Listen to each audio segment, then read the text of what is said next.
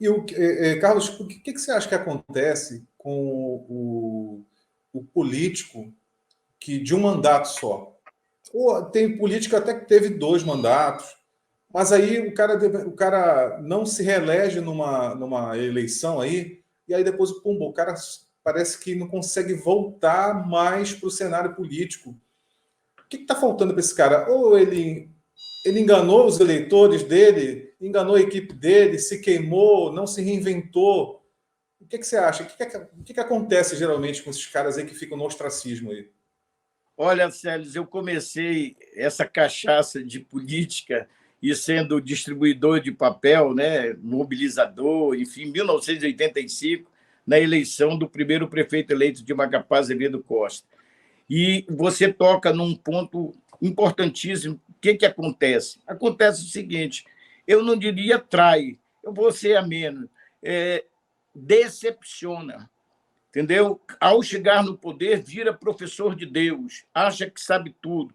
E a primeira coisa é quando ele abandona a sua base eleitoral. A outra são as pessoas que tiveram na linha de frente e ele não dá oportunidade. Isso aqui, se eu fosse enumerar, Sérgio, de quantos que eu trabalhei, que eu emprestei, né, um pouco do meu conhecimento, do meu trabalho e tal, do que mudaram quando chegaram ao poder, nós íamos fechar essa entrevista só neles. Então, eu prefiro dizer para esses que, às vezes, querem se reformatar, se reformular, mas não conseguem, porque na política perca tudo, eleição, uma série de coisas, só não perca a credibilidade. E é isso que acontece, por isso que não volta. Pois é, o cara mudou quando chegou no poder, ou ele assumiu o que ele era, como diziam os antigos, já colocou as unhas de fora quando chegou no poder, né? Olha, Celes, uns acontecem isso, né? Se fazem, se escolhem na pele de cordeiro e depois se revelam quem realmente são. Outros não, o poder dragou, entendeu? O poder acabou transformando ele. Ele não era assim. Tem muitos exemplos, eu não vou citar nome por questão de ética, mas quando eu estiver no leito da cama, já para passar para o andar de cima, eu vou autorizar a publicar o meu livro, e aí sim, vou dar nome, vou contar tudo, mas só quando eu já estiver fechando os olhos definitivamente, senão vai dar muita confusão. Não vai precisar ir para audiência, né? Mais, né? Não, Ninguém. Mas olha só, exatamente. Carlos, falando um pouquinho agora da eleição aqui para o Amapá para 2022, do cenário de disputa atual, você diria que nós temos agora 4 ou 5 candidatos, né, pré-candidatos aí, o Jaime, o Clécio, o Teles, mais ou menos, não se sabe ainda se o Valdez vai lançar um candidato do Dia PDT. 12, dia 12. Dia 12 de maio ele vai fazer esse anúncio. Isso. Tem o Lucas Abrão, lá da Rede Sustentabilidade, tem a professora Piedade, lá do PSB, que também a gente não sabe se vai ser vice depois, né, do Jaime, parece que estão bem chegados, aí estão no namoro. O MDB não vai lançar, né, sempre no apoiamento, né, nessa característica muito pessoal do MDB, tanto localmente quanto nacionalmente, de sempre estar na base de apoio de alguém, né? Nunca faz muito tempo que não tem um gestor, alguém para disputar majoritária. Você acha que quais são os candidatos realmente que são não digo que são viáveis, mas os que vão concorrer de verdade? Você acha que vai ser o Jaime mesmo e o Clécio e o Jaime? Olha, Celes, hoje, pelo quadro que se apresenta, só vou acrescentar na sua lista o pastor Gesiel. Pastor Gesiel, realmente. Desses, hoje a eleição, eu diria que está polarizada, né? Ela tende a essa polarização com Clécio e Jaime, pela estrutura, pelas alianças, enfim, por tudo que estão apresentando e caminhando. O Lucas Abraão vou chamar um garoto, porque tem 30 anos, mas assim, tem conhecimento, tem conteúdo, mas não tem ainda tutano no linguajar popular. Falta muita estrada para ir a uma candidatura ao governo. E se esperava... Né? Não entendi. Musculatura. Musculatura. Eu falo tutano, né? Mas, enfim, é verdade, musculatura. Então, se esperava o Randolph candidato, porque ele uniria as esquerdas. Ali o PT, o PSB, o próprio PV, o PSOL. Então, seria essa união. Nós vimos as esquerdas se diluírem na última eleição de 2020, quando teve Capi, Paulo Lemos e Marco Roberto. Você viu que aonde afetou? Lá no Capi, que iniciou em primeiro lugar e terminou em terceiro. Né? Então, as esquerdas, elas divididas, não vão a lugar nenhum. E o Lucas Abraão é ainda muito desconhecido politicamente. A mesma coisa a professora Piedade, ela é desconhecida no mundo político. E, para isso, precisa caminhar muito. E eu não tenho visto esta caminhada. E, evidentemente, que tem um dado aí muito importante, inclusive numa entrevista com o Teles Júnior, e eu sou dessa corrente, penso, porque é matemática mesmo, se esses candidatos para baixo não atingirem 5%, a eleição se resolve no primeiro turno, seja com Clécio, seja com Jaime. Pois é. E Carlos, para quem está acompanhando esse bate-papo aqui, a gente está fazendo essa análise, ela é baseada numa tendência, né, numa lógica, né, do que está se desenrolando. Mas casos extraordinários acontecem também, e a gente já viu isso acontecer aqui no Amapá, né? A gente estava em quarto lugar, ganhou a eleição. Estou falando aqui do Camilo Capiberibe em 2010, né? Estava em quarto, se não me engano, foi para primeiro. O Randolph, que nem era viável. Estava em quarto também, estava em quarto. E virou o senador mais votado proporcionalmente do Brasil, mais jovem também, já foi reeleito, já está no segundo mandato. Né? Esses casos extraordinários, de vez em quando, né, acontecem. Às vezes, quando uma capaz sacudida, né, por um evento assim, né, Carlos? Olha só, eu vou começar lembrando do Papaléu, que dormiu, finado Papaléu, já foi para o andar de cima, mas foi um grande político, prefeito, senador. Quando ele dormiu, prefeito, quando ele acordou, já era o João Henrique, que era lá, né, o efeito Bairique. Extraordinário. E eu te diria, Celes, e quem está nos vendo, nos assistindo aqui pelo SNTV, eu diria o seguinte: a variável interveniente. Em 2010, quando você relata essa questão que o Camilo era quarto, o Randolph era quarto e se tornam, né, detentores de mandato, são eleitos, qual foi a variável interveniente? Foi a Operação Mãos Limpas. O Josiel estava disparado, já estavam até falando em ganhar no primeiro turno. Qual foi a variável interveniente? O apagão. E aí caiu no colo uma frase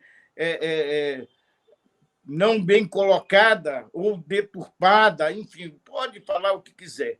Ele se pegou um trecho e colocou que o Davi disse, o senador Davi, que o maior prejudicado era o irmão dele. Claro que, politicamente, a gente sabe que quem são os culpados, qual foi o fato real, mas o que pesou politicamente? A frase dele, e aí mudou a história da política. E mais ainda, Celes, o que aconteceu?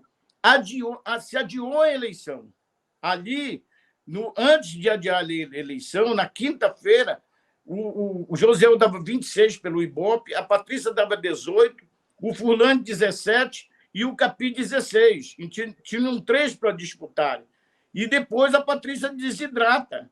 Por quê? Não tinha mais fôlego, porque foi feito um planejamento para a campanha dela terminar no dia 15 de novembro.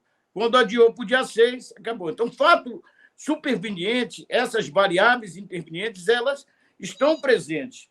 Né? Como eu já citei, esses 3 exemplos, né? O do Papaléu, das Mãos Limpas e do apagão, agora o último. O Furlan foi uma surpresa, então, na tua opinião?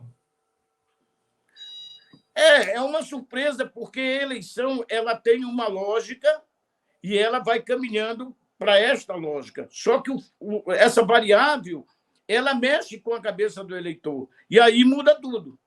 E aí quem passa para o segundo turno foi o Furlan, faz o arco de alianças, todos contra o Josiel, e acaba vencendo a eleição. E o Josiel, que, né, chegou a números bastante significativos, acaba em segundo lugar. Essas questões, Célios, elas estão muito presentes na vida do amapaense, no eleitor. E só para finalizar, quando o Valdez foi para o segundo mandato, a reeleição dele, ele fez o primeiro mandato de governador, quando ele foi para o segundo, jamais se imaginava que ele ganharia do Capim no primeiro turno. E ele fez essa façanha. Então, o Amapá tem muitas histórias para serem contadas, com certeza absoluta, desse ponto de vista político. Então, que o diga, vou fazer uma homenagem aqui ao nosso querido Papaléu, os eleitores do Bailique. Pois é, e a gente estava falando até sobre isso, né, agora, sobre essa necessidade de fazer essa memória, né, fazer esse resgate da memória da política do Amapá, através de conteúdo para a internet. E você é um dos caras mais competentes, mais completos, né, Obrigado.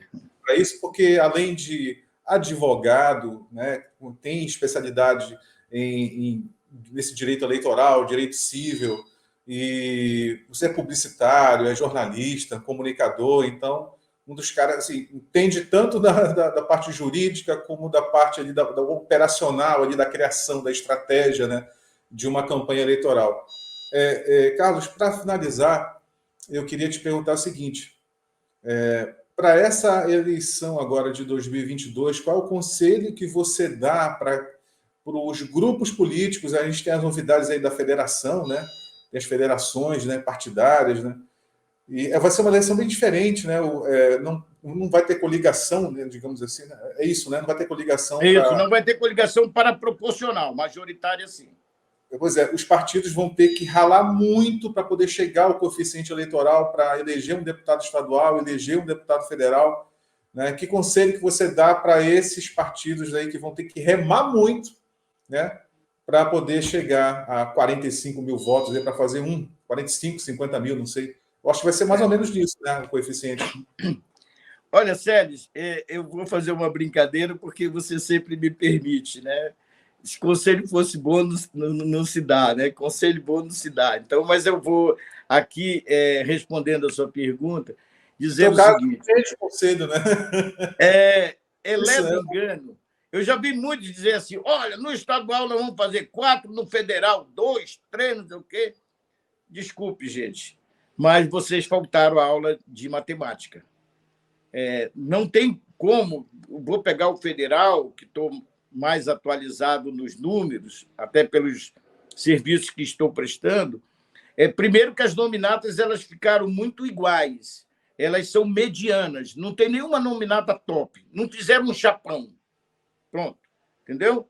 Tudo mediano. Então, eu selecionei 12 partidos, Sérgio, e fiz uma seguinte distribuição. E se eu errar, não tem problema, puxa minha orelha, pode falar mal de mim, que eu estou bem resolvido na minha vida. Mas eu diria o seguinte, desses 12 partidos, eu considero que 4 podem chegar ao quociente eleitoral, podem. O certo mesmo, no máximo 2. E depois, nos 80%, 4 podem chegar a esses 80%. E aí também faço uma linha de corte, provavelmente só 3. Porque um dos que podem chegar ao quociente pode até fazer 2. Essa é uma regra, Sérgio, inicial, porque como fechou a janela partidária e a filiação nos 6 meses antes, é a primeira análise que se faz. Depois você vai ter que fazer uma análise para atualizar com as convenções, que vai do dia 20 de julho a 5 de outubro. Então, no dia 6 já dá para fazer uma análise como é que ficaram essas nominatas. Depois, você tem a última análise, que é a campanha, o volume de campanha de cada candidato. E aí, meu amigo, joga-se fora os prognósticos e vem às urnas os votos no dia 2 de outubro. Então, nesta regra, é mediana e eu acredito que os partidos, cada um vai fazer um candidato. A possibilidade de fazer 2 é muito remota. mas precisamos esperar todos esses momentos políticos para poder fazer afirmações. Por enquanto, é só previsão. Você diria que, para a gente finalizar de verdade agora aqui, você diria que a gente está vivendo um final de ciclo político aqui no Amapá? A impressão que eu tenho é essa, né? Porque o Valdez não vai concorrer a nada, está no quarto mandato, né? O segundo consecutivo, mas o quarto mandato no total da carreira dele como governador, e abriu mão de concorrer agora, mesmo tendo condição eleitoral para isso, né? Em nome de um pacto que ele fez ali com um acordo com o Davi, né? Com o senador Davi. Qual seria o destino político, na tua opinião, de um político como o Valdez, né? Ele deve tirar férias, não vai sair do cenário, deve tentar a prefeitura. Eu já ouvi dizer até que ele tem convite para trabalhar na iniciativa privada. Já ouvi até falar isso já, né? Pela experiência que ele tem nesse trânsito do consórcio da Amazônia, dos governadores da Amazônia, nessa interlocução com o BNDES. Estamos vivendo um final de ciclo, Carlos? Estamos, sim, Célios. E vou dizer por quê. Você pega o PSB de Capiberibe, qual é a situação hoje? Capiberibe tem uma candidatura ao Senado, mas aonde está a base de um candidato que ele vai apoiar o governo? Tem negociações, conversas, mas nada firmado. Então, candidatura de Senado sozinho não vai a lugar nenhum. A gente sabe, isso é regra. Não sou eu que digo, é a política que diz. A outra, o Valdez, ele pode ir para onde quiser. Ele fez uma articulação muito forte, colocando, né, a sua esposa, a deputada Marília, no Tribunal de Contas do Estado. Então, sanou ali a primeira parte política dela, e ele vai encerrar o mandato, né, agora, podendo ter esse privilégio de dizer, olha, eu quero ir para a iniciativa privada, eu quero ser um consultor, eu quero ser... Enfim, ele tem todas as maneiras e fórmulas e espaço para escolher isso. Tem uma experiência de 4 vezes governador do Amapá, isso não é para qualquer um. E o conselho que eu diria é o seguinte, lance candidato, porque é através de uma candidatura de governo que o senhor pode encerrar o seu mandato, o 4º mandato, né, dizendo e tendo um elo de ligação com a população, com uma candidatura dizendo das suas realizações. Eu vejo isso muito importante. E deixa os apoiamentos para o segundo turno. O governador Valdez, mesmo encerrando esse ciclo de mandatos que ele está fazendo, pode vir buscar outros, com certeza, mas eu ainda considero ele o pêndulo dessa eleição. Para onde ele for, uns dizem, rejeição alta, não sei o quê, mas tem o 6º de voto garantido. E a máquina ainda pesa. E, dito isto, Célis, eu vou aqui também, né, que você disse, olha, vamos encerrar de verdade. Esse é o conselho que eu dou ao governador. Candidatura própria e apoiamento no segundo turno. Aí ele fica mais tranquilo para escolher quem passou. Carlos Sérgio Monteiro, advogado, comunicador de mão cheia, jornalista, publicitário aí de muitas campanhas eleitorais. Obrigado por esse bate-papo muito legal para encerrar essa semana, né? E agradecer também ao Mike Chagas, que também esteve com a gente aí, acompanhando a gente. Ambos são da CP3, né? Eu queria que você falasse um pouquinho aí o que é a CP3. É uma agência, não é só uma agência de publicidade, é de marketing eleitoral, né? Descreve. Não, Sérgio. Olha só, primeiro, te agradecer, você sempre gentil, e dizer que, de tudo isso que busquei ser na vida, o melhor é ser seu amigo. Então, isso que me gratifica bastante. Agora, a CP3 é consultoria, planejamento, publicidade e pesquisa. Por isso que é um C, um P e o número 3, porque é o P de planejamento, publicidade e pesquisa. E eu queria só aproveitar essa oportunidade. Ainda teve uma variável interveniente, Lucas e Jaime, e o fenômeno Casas Bahia, que acabou tirando o governo deles dois. Então, essa faltou na minha memória, mas eu recuperei. E a empresa está... desde 2008, Célis, que eu constituí a CP3, trabalho. Antes eu trabalhava pelo CPF, agora pelo CNPJ. E não sou filiado a nenhum partido, sou amigo de muitos, não tenho relações que me amarram ou me travam de poder dizer o que eu penso e aquilo que eu entendo, mesmo sabendo que posso errar. Sou ser humano, não sou professor de Deus, longe de correr dessa turma aí que sabe tudo, eu sou um eterno aprendiz e aluno da vida. Todos nós, amigos, eu sempre digo isso, que a gente nunca para de aprender, né? Pode ter 50, 70, 70 anos, você vai morrer aprendendo. Sim. Né? Obrigado, meu amigo. Mais uma vez, Chagas, Mike Chagas, um grande abraço. Um abraço para a Sandra, para todo mundo aí. Valeu, abraço a todos. Se você viu esse vídeo até aqui, então deixa aí o seu gostei, que vai estar ajudando muito a gente a continuar produzindo conteúdo para você. Se inscreva no nosso canal e até a próxima.